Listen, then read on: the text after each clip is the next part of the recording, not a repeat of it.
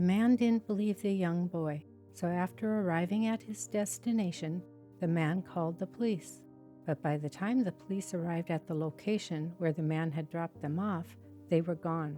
The police searched the area for a while, and when they were unable to locate the children, they left. Hello, you are listening to In My Words. The book I am reading from is titled The Monster We Call Dad by D.A. Riles. This book is not intended for young readers. After each reading session, I will briefly give information about a chosen plant. I hope through my words you will gain insight, knowledge, and a deeper appreciation and understanding of this mysterious and intricate world. Though the road may be long and hard, compassion and beauty can be gained through the enjoyment of nature and experiencing its wondrous gifts. Thank you for joining me. I appreciate all of you who are watching my videos. If you have any questions regarding plant growing, or if you are interested in learning why I wrote the books I have, and if I am working on another book or two, please leave your comments below and I will try to get back to you in a timely manner. I am doing all the editing and producing of this content on my own. I never expected doing this at this stage of my life, but when circumstances demand, then it is important for me to create income where I can.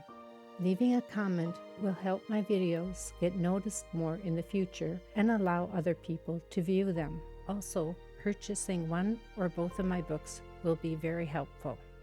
Thank you for your time and consideration. A few cars passed by the small thumbs-out children, but it wasn't long before someone pulled over to offer them a ride. The motorist who picked them up drove them several miles before he was at his destination, which was only 2 miles before the children's grandparents' house. He didn't know why the kids were walking by themselves and didn't seem to really care. He did ask one question shortly before he stopped the car. "Where are your parents?" "We're meeting them at Grandma's," Joe answered a bit too quickly, as if he had been rehearsing the answer. The children swiftly exited the car and continued their walk. The man didn't believe the young boy, so after arriving at his destination, the man called the police. But by the time the police arrived at the location where the man had dropped them off, they were gone. The police searched the area for a while, and when they were unable to locate the children, they left. Scooting herself out of the car, Sarah recognized her surroundings. She thought they would be at her grandparents' very soon, yet it took over an hour before they finally arrived. Night was hovering in the distance as they walked up the path to their grandparents. A few stars twinkled in the sky as they approached the porch door. Grandma and Grandpa never locked their doors, so the 4 children just walked in. Upon entering the smoke-filled, urine-smelling home, Grandma called out, "Your dad is looking for you, and he is really mad that you kids ran away. I'm going to call him and let him know you're here." All 4 looked at each other.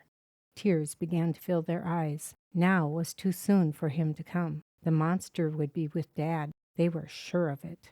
There would be no stopping the fury if Dad didn't have time to rein it in.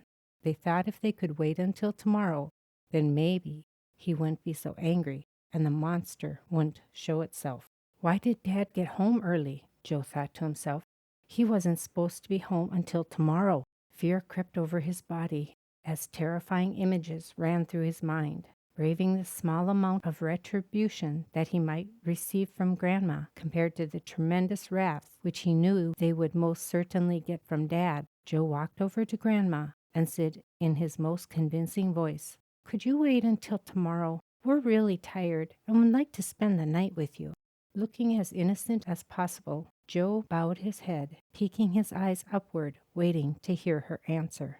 "Oh, that's nice that you want to stay with Grandma, but I can't let your dad worry like that. I know I would be frantic if one of my children ran away." In the back of Grandma's mind, she was thinking, "My kids are perfect. They would never do anything like that. I'm sure it's because of Jane that they don't want to stay in their own home."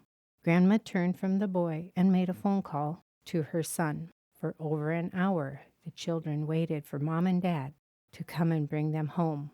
No one wanted to know what was going to happen next. They lay on the couch waiting for their fate. All were exhausted from their long ordeal. Although they knew Dad was coming soon, they couldn't stop their eyes from closing. What seemed like only moments later, Dad was walking into his mom's home. "Hey, Ma, I'm here," he bellowed. "Where's the kids?" "They fell asleep and are laying on the couch," she replied in a hushed tone. Crossing her arms in front of her, she leaned her heavy-set frame upon the cupboard as she watched Thomas enter the living room.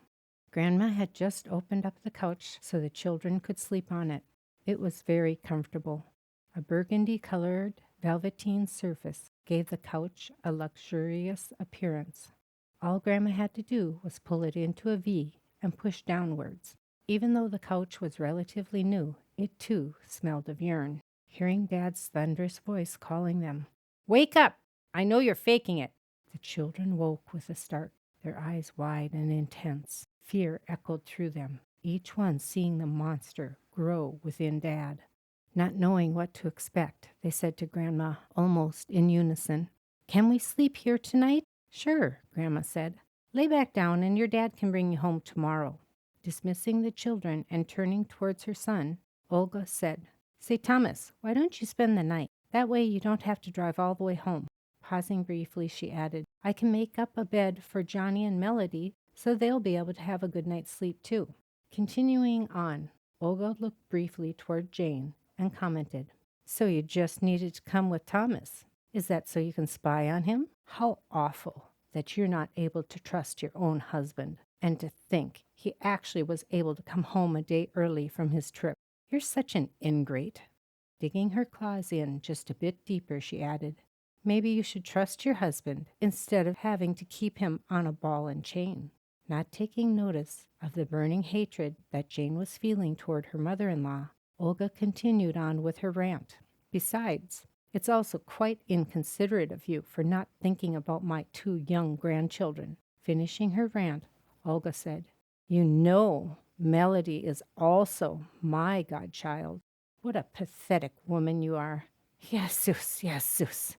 Shaking her head at her daughter-in-law, Olga turned toward Thomas with a broad smile and winked at her perfect son. Thomas smirked, and Olga smiled at her golden child. Jane looked away as resentment festered inside her body. Wanting to lash out at the scornful woman, Jane knew she'd never be able to follow through, for if she did, Thomas would be there to put her in her place. Turning his gaze toward the cowering children, Thomas said to his ma, "The kids need to get home and into their own beds. The monster was here, but he was in disguise." Dad was good at keeping the monster hidden, even fooling his own ma. He knew when to strike his victims. He knew when they were most vulnerable. "You know what's best for your children," Olga agreed with her son, then added in hushed tones, "But, I sure would like to spend some time with Johnny and Melody. I haven't seen much of them since Melody was born. That wife of yours is so controlling. She always tries to keep me away from my own grandchildren." Olga was trying to get her son to feel pity for her. Then she'd be able to have her oldest son at home, at least for a little while. Olga really didn't care all that much about the 4 older children, but she did like this newest addition, and of course, her son. Thomas's simple answer was no. It was too late for Olga to reason with her son, for he was no longer there. Only the monster was there. The elderly woman knew when not to push, and she could tell now was not the time. She just let the subject drop, and soon the children were being rounded up for the long journey home.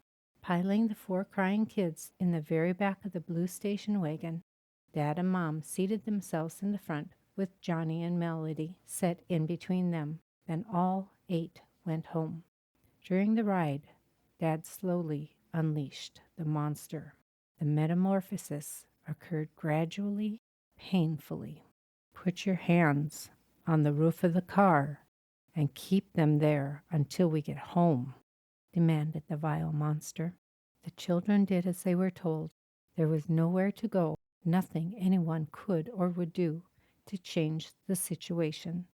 So Mom and the 2 youngest children fell asleep. The 4 older children drove all the way home with their hands firmly touching the ceiling of the car. except for Sarah.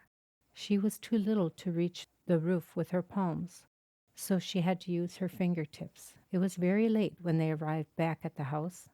Dad was tired. He told the children to go to bed and he would punish them tomorrow. Knowing that they had to spend the night in bed to await their fate for tomorrow, the children had a hard time sleeping. The torturous long night of waiting seemed also to be a part of their punishment. The monster would have a fresh start and be fully functioning for the new day. Tomorrow came all too soon for the small group of 4. Of the greenhouse, hothouse, and hotbeds.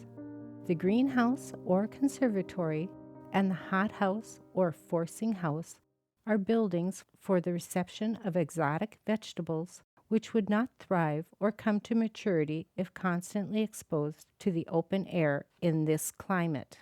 Meaning, if you live in the north, such as I do, many plants won't grow in the winter. Okay. They have therefore a similar object, but the hothouse being chiefly appropriated to the ripening of fruits of the hottest climates require a much greater assistance from artificial heat. The plants, which can only be reared with success in a hothouse, are often called stove plants. Greenhouses are often glazed only on the side which faces the south. The roof is slated and the remaining sides are of brick or stone. Sometimes the roof is in part glazed, but as the building of a heavy appearance have an unpleasant effect in the midst of a garden, they are frequently glazed on 3 sides and over the whole roof. Then they have all the appearance of a hothouse, from which they differ chiefly in requiring but little assistance from a fire, unless in uncommonly severe weather, once again, such as where I live. They are intended for the occasional shelter of plants in pots, and which would perish if exposed to the air during inclement weather or when the nights are cold. Greenhouse plants are exposed to the open air for a longer or shorter portion of the fine weather in summer, according to their hardiness. But when they are brought out, they should be gradually inured to the change by placing them at first in the warmest situations, and when they are in the greenhouse, they should have fresh air in all favorable weather. Please like, share, and subscribe. I look forward to having you join me again next time, where I will highlight another plant, and I will continue to read from the book titled The Monster We Call Dad by D.A. Riles, which you can purchase from Amazon.com. Thank you for having joined me.